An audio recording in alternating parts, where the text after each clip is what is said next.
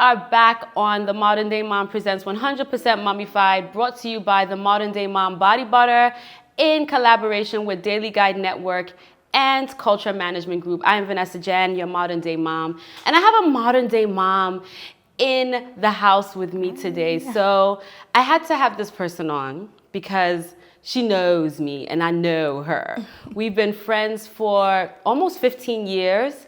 Our journey started with us being young and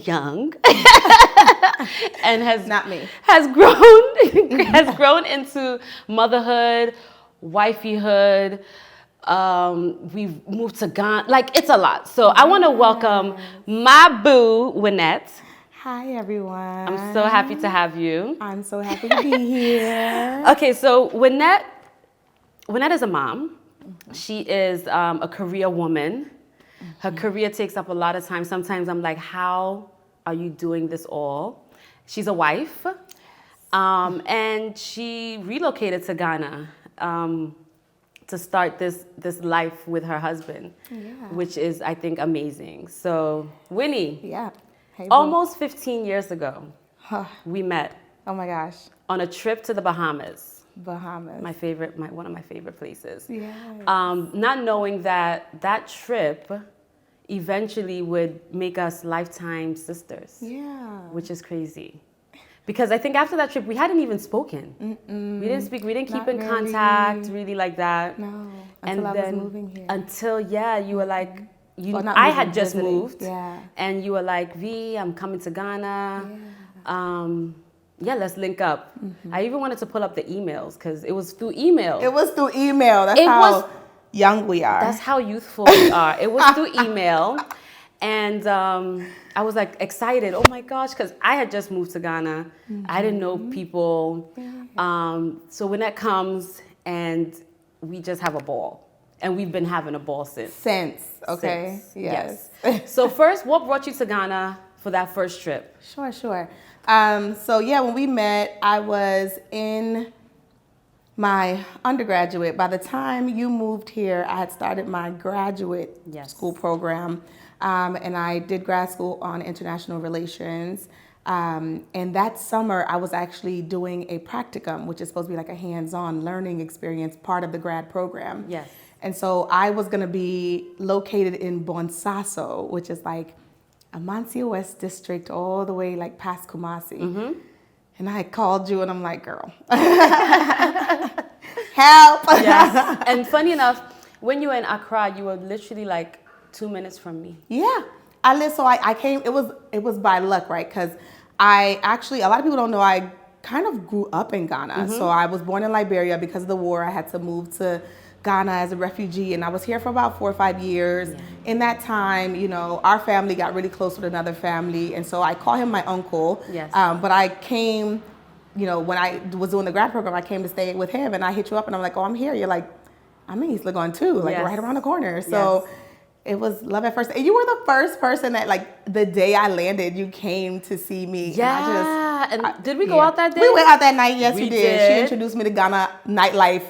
Instantly. And that was fun. Such a good time. And it was very natural. It wasn't like, oh, I don't know her like that. Or it was very like, all right, we out. We meshed well. And then from then it was just like, we've been friends. And what I loved, and I've always admired this about you, is like, you are a connector, right? Like, there's nowhere that you go and you're new to. It was crazy because I'm like, you literally moved here last year, and within minutes you're telling me, this is what I can do, this is where you can get your bread, this is where you can get this is where you can get, it was like pop, you're introducing me to people. So it felt like, and from then until now, you've always been the person I know to call when I need. She calls me the plug. Yeah, you're my plug. Like, when I need, if I have the most random question, which I do have one for after this conversation. Okay. I know you have an answer, and it's just amazing. Like, you're so resourcure, and I think that's what makes you, you know what I mean? Like, that's what makes you successful, is that, like, you really know how to fit in and, like, make sure you stand out. So one of the things I admire about our friendship is just how it's naturally evolved. You're super sweet. I'm giving you your flowers. Thank you. Deserved. She's super sweet, very generous. and very caring. And I think the biggest thing is like non-judgmental. Winnie is like my ride or die. Like if I say we are gonna do something crazy, she's gonna be like, and it's usually something stupid. She's like, where, what time? How do I get there? And the vice versa. If she says, I'll be like, I start Googling the easiest and best ways to do it without getting caught. And then she's vice versa. I'll be like, I'm already there waiting for you. Right. You know? And you don't find that in friendships a lot. It's always like, oh yeah, I ride for you, but you know? So I'm really appreciative of that because it's been a journey. So I wanted us to touch on, there's only been like 2 instances, I think, that Winnette and I like stopped communicating. And it was always a miscommunication. One was many years ago. I don't even know how many years, 6, 7. I haven't even tracked. Aaron is going to be 7. So like Yeah, 5, 6 years ago. Miscommunication, where we just stopped speaking. Yeah. I don't even know how we picked up again. But however we picked up was very natural. Yeah. You know, it wasn't like every day we sit and we're like, girl, do you remember that time we didn't speak? Like, it's just been like, it's happened. Yeah. And then another one was recent, where it was like a bigger miscommunication that even like my mom was confused. Because my mom loves Winnie. Like, she loves Winnie. And she just didn't understand. And I didn't understand. And you didn't understand. So we're both in our houses just not understanding why the other is not communicating with the other. I ended up reaching out because I did miss her. I'm not gonna lie. Let's point of correction. Wait, you didn't reach out? Telling the story. I reached out twice before she did. Oh. She ignored me. Okay, now continue. No, she didn't reach out on like, V, what's wrong? Why aren't we speaking? It was just like, I was checking in because I care, V, right? Okay. are you okay? Because something had transpired, which I actually talk about on another episode.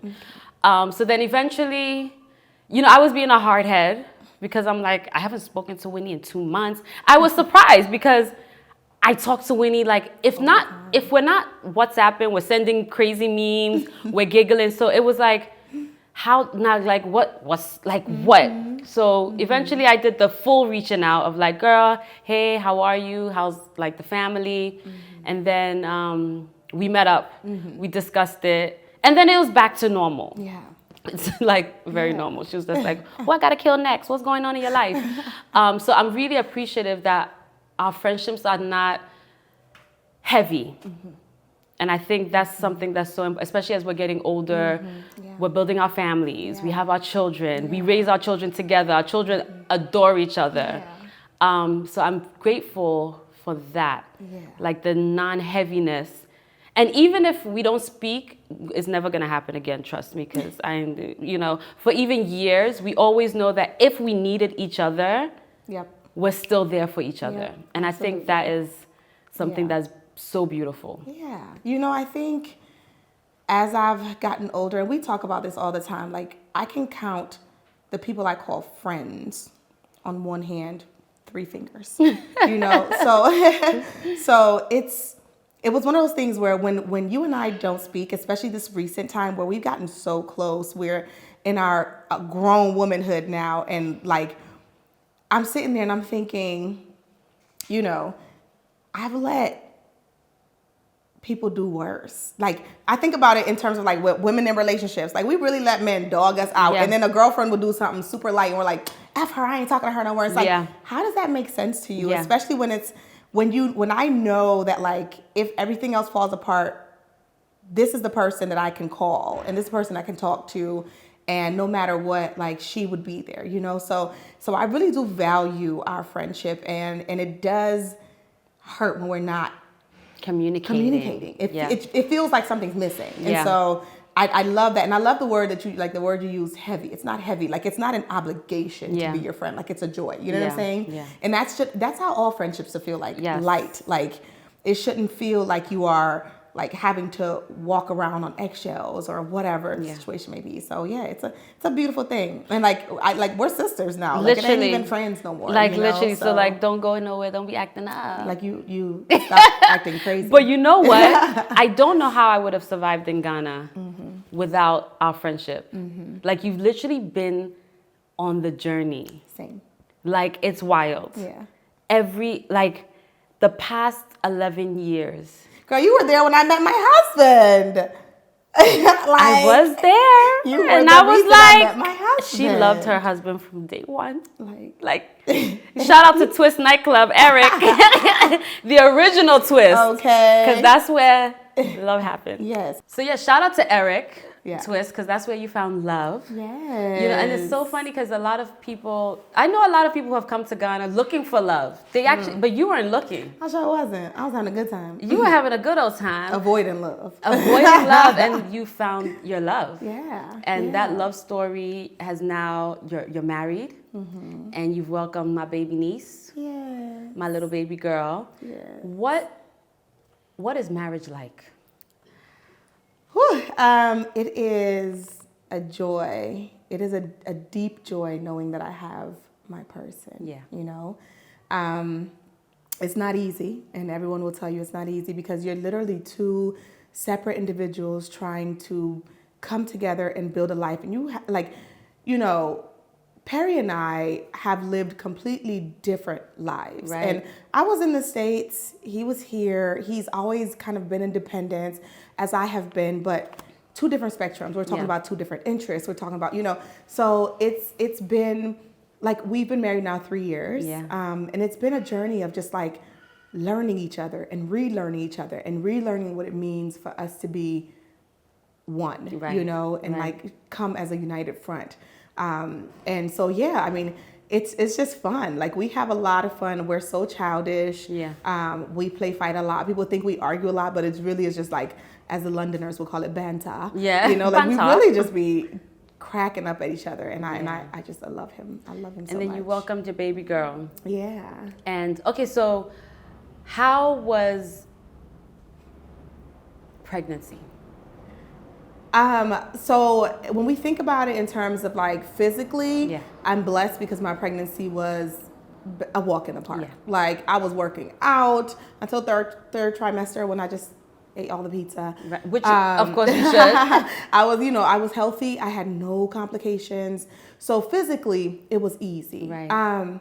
I think, and you and I chatted about this a lot, where I wasn't prepared for was the emotional turn of pregnancy and like the loneliness you feel and the kind of isolation from who you were, your life, just little things like getting up and going out with your friends. It's different. Like, we're winos in a bit. Yes. And just like, so it just felt like a very, it was a lonely time, and it was a time of relearning myself in a way that I hadn't prepared for, But I am glad that, I got pregnant when I was 34, so I was older. Yeah.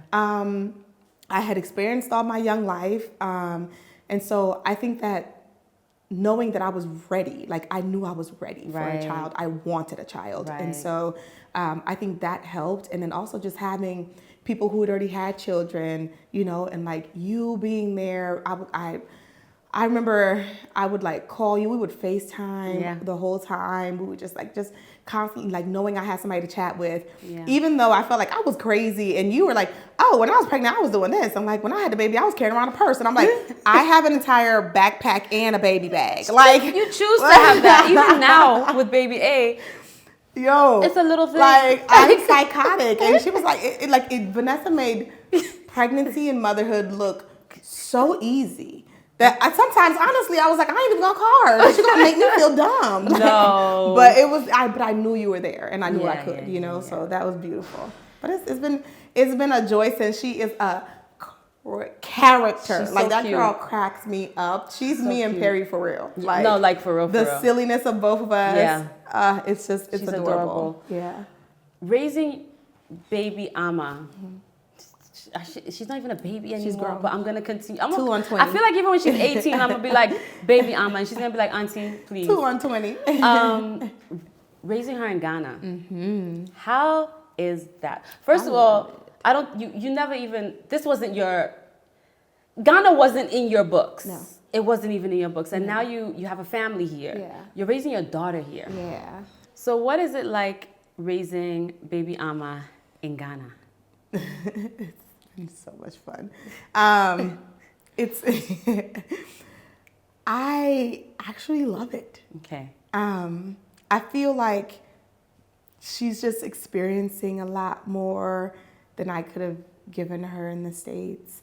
I love that, like, she is going to be raised with like an identity, Yeah. you know, and a Culture. Yeah. And it's just, I think the funniest thing is like the way she says things always shocks me. Like, I'm the only person in the household who doesn't have a strong Ghanaian accent.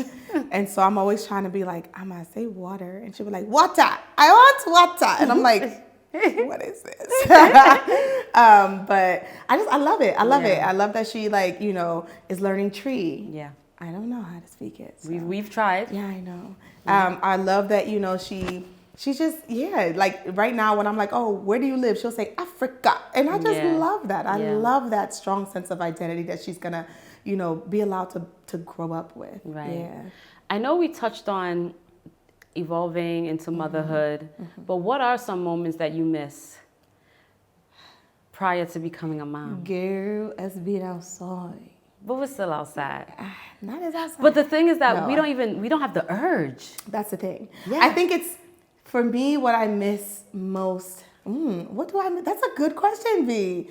Because honestly, when I think about it, it's like, I think more than anything, you know, I used to love reading and just like laying it down, doing nothing and reading. I miss having nothing to do. Okay.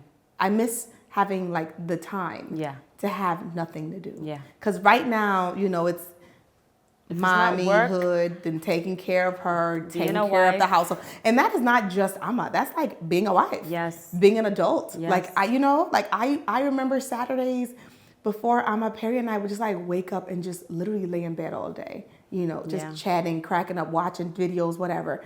And now at 6 a.m., she's like, Mommy. You know, so it's just like, I think that's really the only thing I miss. It's just like not having anything to do. But thank God for grandmothers. Yes. Thank God for family, because now her grandma, you know, she's old enough now, her grandma takes her for the weekend. Yes. So like today I woke up and I was like, I ain't got nothing to do. Yeah. But I had to come here. I had responsibilities. But also the importance of the tribe and having that support.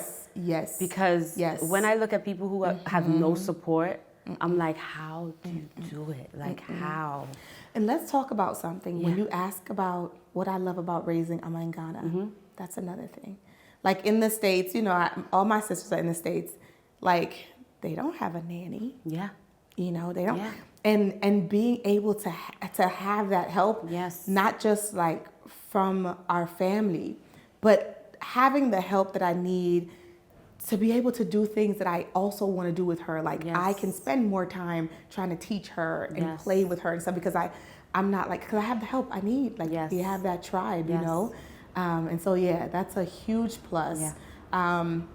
You know, my family back home is very big. So that was one of the things I worried about her missing out on. It's like, she got umpteen million cousins and aunties and all of that. And here, Perry's family, immediate family, is a lot smaller.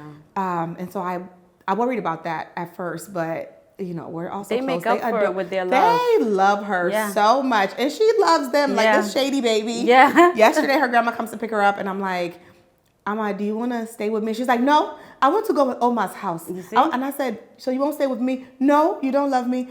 I love Oma. Like, it's, you know, so it hits my pride sometimes. Oh, does it really? No, not at all. Go, girl, go. You sure? You sure? Go. Okay. Come back. But come I back. love this version of you as a mom. Because I know the version where it was like, my daughter, I'm not letting her go anywhere. She's mine. Like, and I would be like, girl, it's okay. Or it's like. But that was all part of the postpartum journey, right? Was. Like, I really got hit with PPD. And you and I talked about and having you to be able to talk to, because that's not something that, like, if I wanted to talk to my African mom, she'd be like, girl, whatever. If I wanted to talk to Perry's African mama, okay, girl, whatever, you know? So being able to talk to you about it, like, I'm struggling with this, you know? That was really beautiful. And it was, so all of that was part of anxiety, girl. Like, I was very crazy. I would literally be like, you gotta let it go. With her. But I'm still crazy with Aaron. And the thing is that I would always tell her, like, I think it's because of my experience of how I was with Aaron. Yeah. It was always, Yeah. no, and like, I need to be here, I need to see, I need to. Yeah. And then when I look back, I'm like, okay, breathe, Let him girl. go a little bit, yeah. So that's why when it It's came good to for you, I him was like, too. let her breathe. Yeah. You also need to breathe. You need your own time.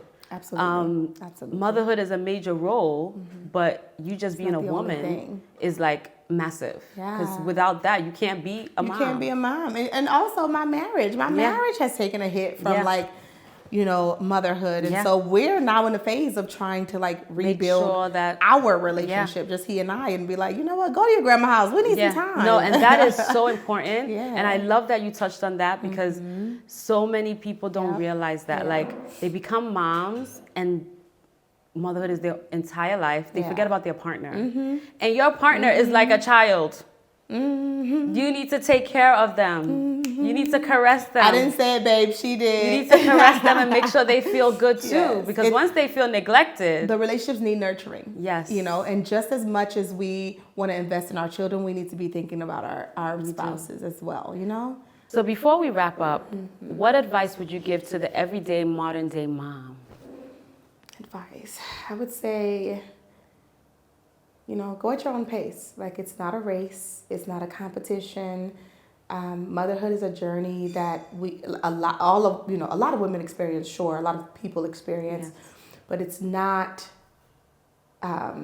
it's just not something that you need to be watching someone else and seeing how they're doing it. And, you know, you can learn from people, but it really is your own experience and it's what you make it. And like, make sure you do your best at it. Like, do your best at it because it matters, you know, but yeah, like that's it. Just thank you, Whitney. Hugs. Thank you for coming. My love. Thank you so much for having me. So happy. I love you. I can't wait till we can wine again. Soon.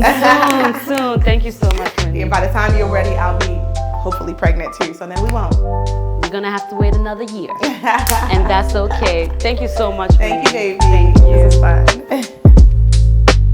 fun.